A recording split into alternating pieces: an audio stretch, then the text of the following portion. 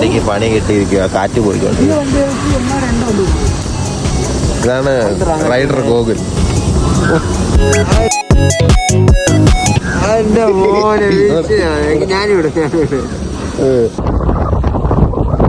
ഗൗതമിന്റെ തൊട്ട് ഇവിടെ ധ്യാനത്തിനാണ്. നിങ്ങളൊക്കെ വന്നാൽ കാണാൻ പറ്റും. ഗൗതം കൈ താഴെ ഇറക്കിക്കോ, കുഴപ്പമില്ല.